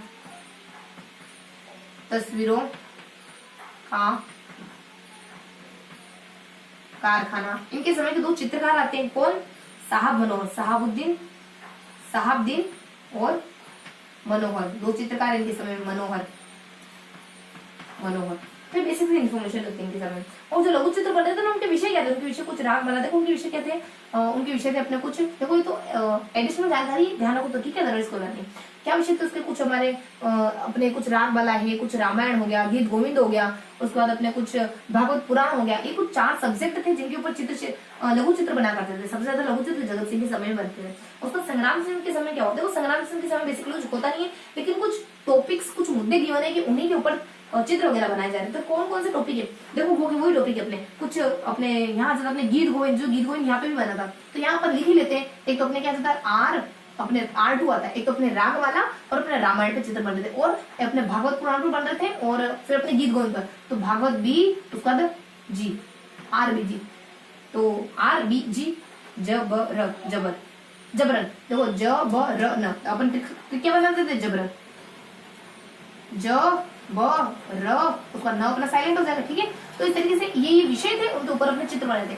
इतना बहुत ज्यादा डेप्थ में जाने की जरूरत नहीं, लेकिन फिर भी पता होना चाहिए, जब गिवन है तो अपन भी डिस्क्राइब जरूर करेंगे। तो अपने संग्राम सिंह के समय में भी कुछ विषय थे, जिससे अपने गीत गोविंद तो था ही था, उसके बाद अपने बिहारी के दोहे है, उसके बाद अपने मुल्ला दो प्याजे के लतीफे है, कलीदा दमना है, और उसके बाद अपने कुछ सुंदर श्रृंगार है, ऐसे कुछ विषय थे, उनके ऊपर चित्र बन रहे थे। थोड़ा सा तरीके से देखें तो जीबी समल, बस ये होते अपने, देखो यहाँ अपने गीत गोविंद पे बन रहे थे, फिर अपने बी से कुछ अपने बिहारी पे बन रहे थे, अपने सुंदर श्रृंगार पे बन रहे थे, मुल्ला दो प्याजों पे बन रहे थे, और के से अपने कलिया दमना पर बन रहे थे। जीबी समल के, यानी जीबी है ना, एमबी है, जीबी है, जो भी डाटा पे को समल के इस्तेमाल करना है, क्योंकि मेरे को ऑनलाइन क्लास लेनी है, तो एक तो अपना साइलेंट होता है, के से अपने कलिया दमना। तो इस तरीके के विषय थे, देखो जिसे थोड़ा सा एक गीत गोविंद, उसका बी से कुछ बिहारी, उसका अपने एस से देता है सुंदर श्रृंगार, फिर अपने यहाँ होते अपने कुछ मुल्ला दो प्याजे की लतीफे, कैसे अपने कलीला दमना। इन विषयों के ऊपर पूछा जा सकते हैं, इन विषयों के ऊपर किसके समय चित्र बनते हैं, संग्राम सिंह। विशेष जानकारी क्या होती है, तो महिलाओं की आकृति, मतलब महिलाएं कैसे वर्णित की गई थी, पुरुष कैसे वर्णित किए गए थे इसमें, उसके बाद अपने प्रकृति का वर्णन कैसा था, इसमें कौन से कलर का इस्तेमाल किया जाता है। तो बेसिक देखो प्रकृति का तो संतुलित रूप में पुरुष महिलाओं का देख रहे थे पहले अपन। देखो पुरुषों की आकृति कैसी होती थी, एक तो छोटा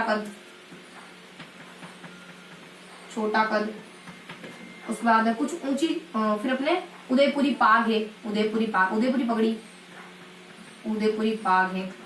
उसके बाद पुरुषों में कुछ, पुरुषों में दो, एक खुले अधर,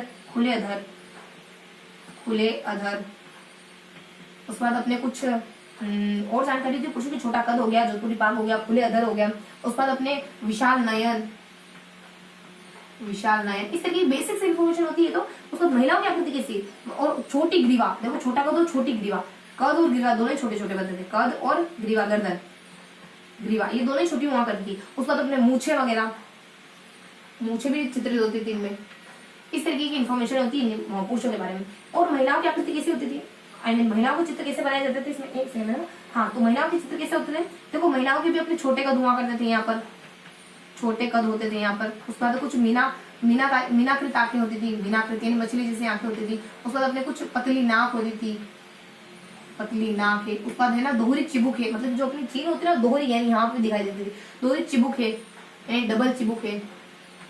चिबुक इसको कहते हैं ना, देखो मुझे तो यही समझ आया कि चिबुक यही होता होगा, दोहरी चिबुक हो गई। उसके बाद बस ये बेसिक इन्फॉर्मेशन होती है। और कुछ है ना, यहाँ अपनी महिलाएं ठेठ राजस्थानी वस्त्रों में दिखाई देती थी, और बस देखो राजस्थानी वस्त्रों में दिखाई देती थी यहाँ की महिला। और कुछ हाँ, ये अपनी बेसिक इन्फॉर्मेशन होती है। उसके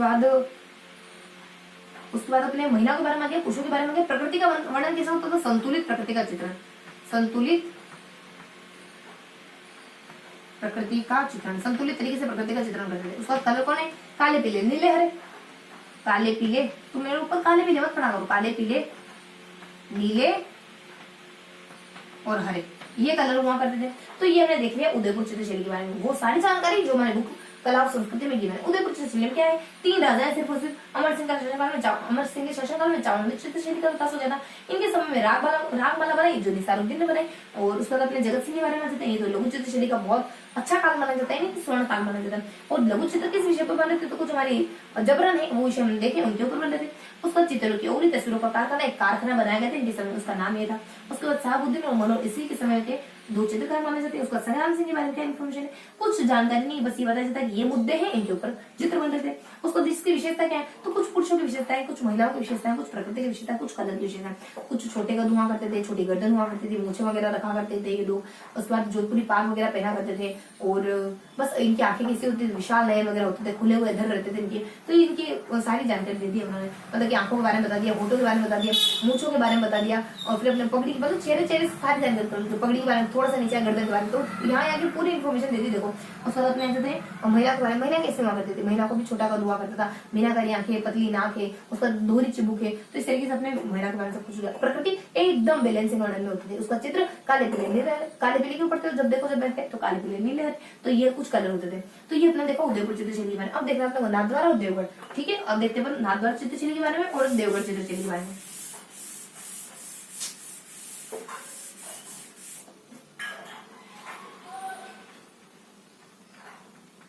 नाथद्वारा, देखो नाथद्वारा कैसे पढ़ने वाले, कुछ 5-6 पॉइंट है इसमें बहुत ज्यादा इंपॉर्टेंट, और लास्ट में इसके कुछ चित्रकारों के नाम देखने वाले, कुछ 5-7 पॉइंट है उनको अच्छे से देखने वाले। तो सबसे पहला पॉइंट आ जाता है नाथद्वारा चित्रशैली का, कि ये अपने ना मेवाड़ चित्रशैली का दूसरा प्रमुख दौर है। मेवाड़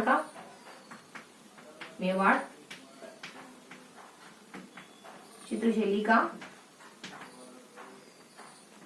दूसरा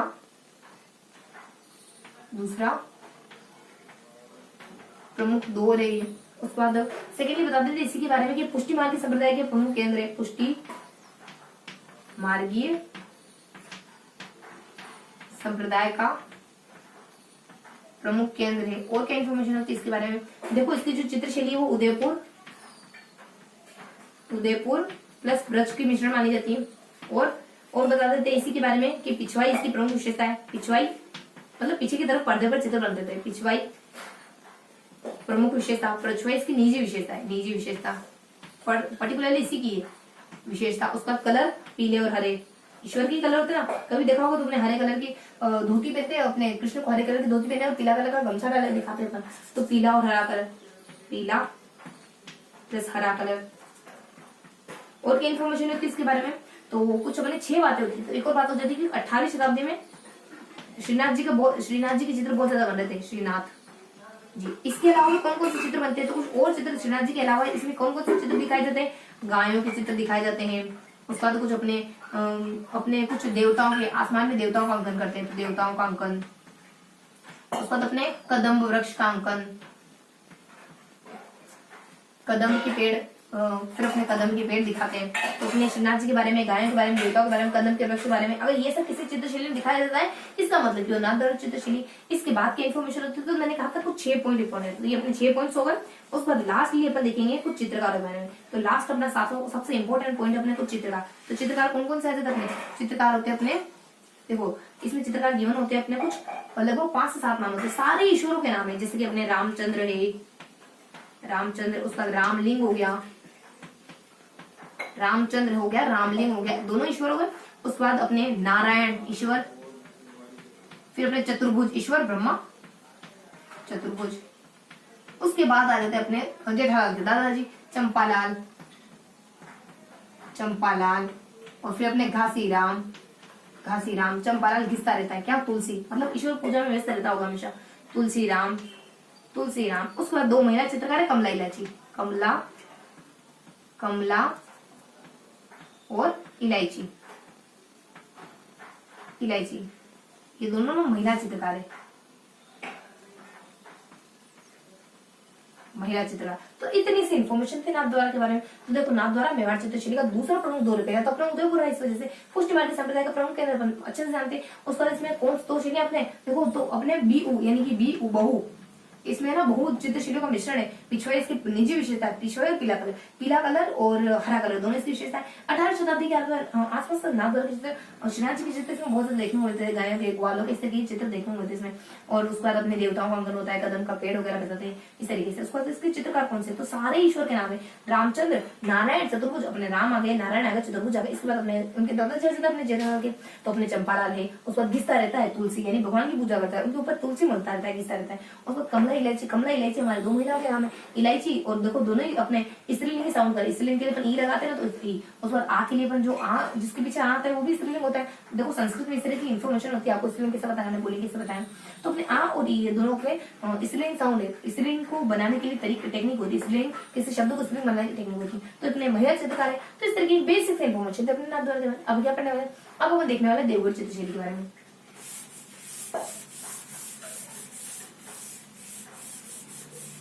अब देखने वाले अपन देवगढ़ चित्रशैली के बारे में। देखो देवगढ़ चित्रशैली में क्या देखना है, देखो देवगढ़ चित्रशैली में कुछ 5 बिंदु आएंगे, इसके अलावा एक भी पॉइंट नहीं, सिर्फ 5 बिंदु गिवन है, उन्हीं के बारे में पढ़ना है। तो 5 पॉइंट कौन कौन से, फर्स्ट, सेकंड, थर्ड, फोर्थ और 5, इन 5 पॉइंट को देखेंगे, इसके बाद ये फिनिश हो जाएगी। देखो देवगढ़ चित्रशैली का जन्म कब हुआ, जब इस देवगढ़ ठिकाने का जन्म हुआ तब इस देवगढ़ चित्रशैली का जन्म हो गया। तो देवगढ़ ठिकाने का जन्म कब हुआ, तो ये अपने 1680 में हुआ और द्वारिकाधीश के द्वारा किया गया, द्वारिकाधीश। और यहाँ थोड़ी सी इन्फॉर्मेशन है कि यहाँ का जो उमराव है ना वो 16वें उमराव कहलाते हैं, 16वें उमराव कहलाते हैं। चलो देखने की जरूरत है, अपने देवगढ़ चित्रशैली का 1680 में द्वारिकाधीश के समय जन्म हुआ था, तभी हमारी जब देवगढ़ ठिकाना बना है इस समय देवगढ़ ठिकाना बना तभी हमारी देवगढ़ चित्रशैली बन गई थी। उसके बाद नेक्स्ट बता देते हैं कि ये ना किस किस का मिश्रण है, तो ये MUM का मिश्रण है, MUM यानी कि मेवाड़, मारवाड़, उदयपुर, इन तीनों का मिश्रण है। अब इसके चित्रकारों का नाम देख लेते हैं। इसके चित्रकारों का नाम है सी यानी देखो, भन तक में लगेंगे हमको, भ न ख, सी यानी देखो, कितने चालाकी से काम निपटाया, हमें भनक तक नहीं लगने देते, तो सी भनक। देखो चंगा आ जाता है, उसका बेजनात आ जाता है, उसके बाद हरचंद आ जाता है, उसके बाद फिर अपने नोखा, चंगा और नोखा, इनसे अपने नंगा आता है, और चंगा नहीं चोखा आता है, चंगा नहीं चोखा, यानी ठीक चोखा नहीं लग रहा है। और यहाँ आ जाता अपने नंगा, और यहाँ आ जाता अपने नंगा है ना, ऐसे कैसे आ जाता अपने कौला प्रथम और कौला सेकेंड, कौला क व ला फर्स्ट और कौला सेकेंड, ये दोनों ही होते हैं अपने, बस ये अपने चित्रकार माने जाते हैं। और बता दिया जाता है इसके कलर के बारे में, पीला कलर, और इसके ना भित्ति चित्र के बारे में। तो भित्ति चित्र कहाँ देखते मिलते हैं, मोती महल और अपने हजारों की ओरी, एमए में देखने को मिलते हैं इसके भित्ति चित्र, एमए अपने मोती महल, दूसरी बात हजारों की ओरी।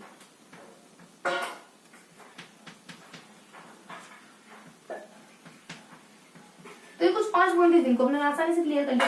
तो ये थी हमारी देवगढ़ चित्रशैली। तो इसमें हमने क्या देखा, इसमें देखा कि इसका उद्भव, इसका जन्म कब हुआ, जब 1680 में द्वारिकाधीश ने इस ठिकाने को बनाया ना, इसी के साथ इसका जन्म हो गया था।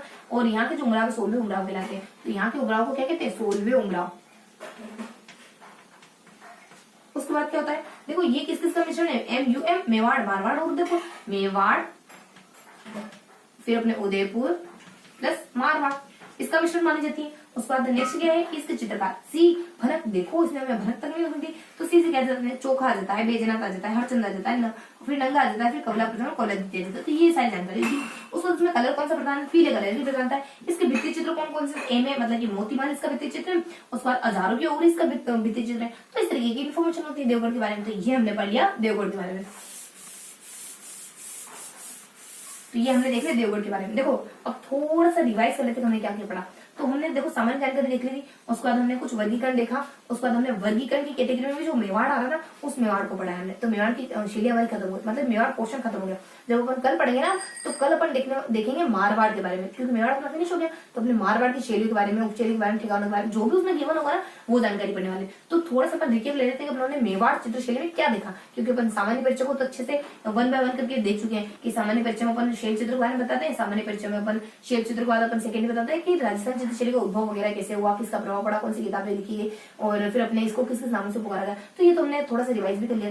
उसके बाद अपन आ गए थे इसके वर्गीकरण के बारे में। देखो वर्गीकरण को भी जस्ट पहले अपन ट्रिकी तरीकों से रिवाइज करके आ गए अभी। तो कौन से अपने कौन कौन से आ जाता है, मेवाड़ आ जाता है, मारवाड़ आ जाता है, उसको अपने ढूंढा हाड़ोती आ जाता है, उसका ढूंढा आ जाता है। तो क्या क्या प्रकार जाती है, तो यहाँ अपन देखते कुछ मेवाड़ में क्या जाती है ना, वो भक्ति, बको और दसो नुक्स। तो हमेशा नुक्स निकालती रहती हो, आज भी नुक्स निकालने आई होगी, तो बक डालो और 10 डालो। तो इस तरीके से अपन यहाँ देखें। उसके बाद अपन यहाँ के देखते हैं, मतलब की देखो ये तो क्लियर है ना माइंड में कि मेवाड़ आ जाएगा, मारवाड़ आ जाएगा, ढूंढा आ जाएगा, और फिर अपने हाड़ोती आ जाएगा, उसका ढूंढा आ जाएगा, ठीक है। तो यहाँ तो अपने नुक्स, बको और दसो। और फिर अपन मारवाड़ में क्या देखते हैं, मारवाड़ में अपन देखते हैं कुछ बिजक्सान। और फिर कोई बहन होती है, बड़ी बहन रिया, उसको कहते हैं तुम तो हमेशा भिड़ाती रहती हो, हमेशा लड़ते रहती हो। और बिजक्सान, बिजक्सान में की थोड़ी सी निरर्थक है, लेकिन इसको ध्यान, बिजक्सान, बिजक्सान, ठीक है। उसके बाद यहाँ क्या देखते हैं, माना कि यहाँ मतलब कि अपने कुछ ढूंढाड़, तो ढूंढाड़ में अपन क्या देखते हैं, कब्ज देखते हैं।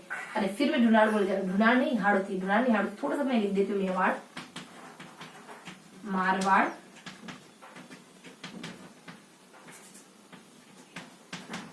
हाड़ होती और ढूंढाड़, ठीक। तो मेवाड़ में क्या देखते हैं, मेवाड़ में अपन देखते हैं कुछ वही अपने मेवाड़ में अपन क्या देखते हैं, हाँ अपन देखते हैं कि बको, दसो और नुक्स। और मारवाड़ में क्या देखते हैं, मारवाड़ में अपन देखते हैं कि बिजक्सान, और फिर अपन देखते हैं रिया जुनिया बिनायक हड़रो। और हड़के में क्या देखते हैं, हड़के में अपन कब्ज देखते हैं। ढूंढाड़ में क्या देखते हैं, जहां आशे और उस और सेज पे बैठ जा, इस तरीके से अपन देखते हैं। तो ये अपन देखते हैं अपन वर्गीकरण के पोर्शन के बारे में। तो अपने सामान्य परिचय भी रिवाइज कर लिया, वर्गीकरण भी रिवाइज कर लिया, और वर्गीकरण में अब आता है इस वाले पोर्शन पर। देखो मिटना भी बाकी रह गया, तो इस वाले पोर्शन पर आ जाते हैं। तो मेवाड़ हमने क्या करेगा, तो मेवाड़ बेसिकली हमने 3 चित्रशैलियों को पढ़ा। तो कौन कौन सी चित्रशैलियां पढ़ी हमने, कुछ हमने नाथद्वारा के बारे में देखा, फिर हमने यहाँ पर सबसे पहले उदयपुर के बारे में देखा, फिर अपने नाथद्वारा के बारे में देखा, फिर अपने देवगढ़ के बारे में देखा, देवगढ़ के बारे में देखा। तो थोड़ा सा रिकेप ले लेते क्या देखा। तो इसको पढ़ने से पहले अपन ये तो बताएं कि मेवाड़ के बारे में हमने क्या देखा। तो ये तो बताओ कि थोड़ा मेवाड़ के बारे में तो इंट्रोडक्शन दो। तो मेवाड़ में अपन क्या क्या जानते रहते हैं। तो मेवाड़ अपन बेसिक इन्फॉर्मेशन लेते हैं कि इसमें 3 बड़े बड़े कठिन नाम वाले ग्रंथ होते हैं। शाकुंतलम, सूत्रचूर्ण, चौपदशिका, सुपानसाचर्यम। एक किताब है, एक शैली, एक सबसे पुराना चित्र ग्रंथ। 3 राजा है अपने, कुंभा है, उदय है, प्रताप है। तो कुंभा का स्वर्ण है, इनके बारे में कुछ, इनके समय कुछ चित्र मिलता है, इनके समय ढोला मारू, इस तरीके से बेसिक इन्फॉर्मेशन है। और उदयपुर में, नाथद्वारा में और देवगढ़ में कैसे देखते हो, उदयपुर तो राजा राजा राजा वाला था। कुछ 3 राजा आते हैं यहाँ पे। कोई आज से मतलब कि अमर सिंह आ जाते हैं, अपने जगत सिंह आ जाते हैं, उसका संग्राम सिंह आ जाते हैं। तो इस तरीके से अपने 3 राजाओं के बारे में देखते हैं, इनके समय में क्या क्या हुआ बेसिकली, है ना, ये देखते हैं। और फिर अपन लास्ट में देख लेते हैं इसकी कुछ विशेषताओं के बारे में। इसकी क्या क्या विशेषता है, इसकी विशेषता तो क्या है, प्रकृति का संतुलित चित्र, काले पीले नीले हरे, तो इसके कलर। और महिला पुरुषों के बारे में भी बताया। देखो महिला के खुले होठ वाला बताया, और सॉरी पुरुषों को, और महिला को मीनाकारी आंखें, पतली नाक, ये वाली महिला है। उसको नाथद्वारा क्या बताते हैं, नाथद्वारा को बताते हैं कुछ 6 सेपरेट अलग अलग बिखरे बिखरे उससे पॉइंट है, 6 पॉइंट है। लास्ट में अपने सारे भगवान भगवान भगवान भगवान भगवान यानी कि अपने चित्रकारों के नाम है। तो 6 बिखरे बिखरे पॉइंट क्या है, बिखरे बिखरे थोड़ा सा समेटते हैं कि अपने कुछ उदयपुर का और अपने ब्रज का मिश्रण है। तो ये बात बताते हैं। बहु आता है उसके बाद अपने न आ जाता है, बहु नहीं नहीं नहीं। तो देखो अपने उदयपुर और ब्रज का मिश्रण वाली जाती है बहु पी सॉरी नहीं नहीं नहीं, बहु पी बहु ये पीले, बहु ये पीले, बहु ये पीले, इस हिसाब से मान लो। तो अपने बहु पी तो अपने उसका बी से अपने कुछ अपने ब्रज का उदयपुर का मिश्रण मानी जाती है। पी से पिछवा, ये पी से पीला और हरा कलर है। तो ये आ जाता है 3 पॉइंट है। और 3 पॉइंट और क्या बच जाता है, कुछ ये अपने पुष्टिमार्गी संप्रदाय का दूसरा दौर है। और मेवाड़ शैली का दूसरा दौर है। पुष्टिमार्गी संप्रदाय का प्रमुख केंद्र मानी जाती है। 18वीं शताब्दी के आसपास नाथद्वारा, श्रीनाथ जी का हो गया, अपने गायों का हो गया, देवताओं का हो गया, इसके बाद अपने कुछ कदम की पेड़ का हो गया, ऐसा कुछ जिक्र होता है। लास्ट में अपन सारे भगवानों के नाम इसके चित्रकार है। अपने रामचंद्र है, उसके बाद अपने रामलिंग है और नारायण है, उसके बाद अपने चतुर्भुज है, उसके बाद अपने कुछ अब इसके दादाजी आएंगे अपने जेठालाल के। तो अपने चंपालाल है, तुलसी है, घिसाराम है, उसके बाद अपने कमला महिला चित्रकार है। उसके बाद अपन देखते हैं देवगढ़ में कुछ नहीं आता है, बस सिर्फ 5 पॉइंट बहुत ज्यादा इंपोर्टेंट होते हैं। यही किसका जन्म तब हुआ था जब ये कुछ ठिकाना बना था, द्वारिकाधीश ने 16 से ठिकाना बनाया था। तो ये शैली भी हमारा जन्म ले लेती है। दिन इसके कलर आते थे, पीला कलर इसके, और उसकी भित्ति चित्र मतलब पीला कलर है तो कहीं ना कहीं तो देखा होगा तुमने, हाँ देखा ना। इसमें जो भित्ति चित्र बने वहां देखा, तो सुजारू की देखा, मोती महल में देखा। इसके चित्रकारों के नाम तो पता होंगे तुम्हें। उसके बाद हमारे कुछ किस किस का मिश्रण है ये भी तो पता होगा। तो ये चित्रकारों के नाम आते हैं हमारे कुछ सी भनक, इन्हें देखो भनक तक नहीं आपने दी। सी से कुछ अपने चोखा है, नंगा है, कवला प्रथम है, कवला देती है, बक्ता है, और अपने कुछ बस इस तरीके के अपने चित्रकार होते हैं सी भनक से। उसके बाद बता दिया जाता है किस किस का मिश्रण है ये, तो एमयूएम का, अपने मेवाड़ का, मारवाड़ का, उदयपुर का। तो ये इसका मिश्रण, तीनों का मिश्रण मानी जाती है। तो इस तरीके से हमने बेसिक से इन्फॉर्मेशन ली। तो बेसिक से इन्फॉर्मेशन हमने सामान्य जानकारी के बारे में ली, बेसिक से इन्फॉर्मेशन राजस्थान के चित्रशैली के वर्गीकरण के बारे में ली, और बेसिक से इन्फॉर्मेशन वर्गीकरण में जो मेवाड़ पढ़ा, मेवाड़ में जो 3 चीजें पढ़ी हमने, नाथद्वारा पढ़ा, उदयपुर पढ़ा, देवगढ़ पढ़ा, उसके बारे में ली। तो ये था हमारे आज का पूरा सेशन। आई होप आज का सेशन आपको पसंद आया होगा। फिर मिलेंगे ऐसे किसी अगले सेशन में, तब तक के लिए जय हिंद।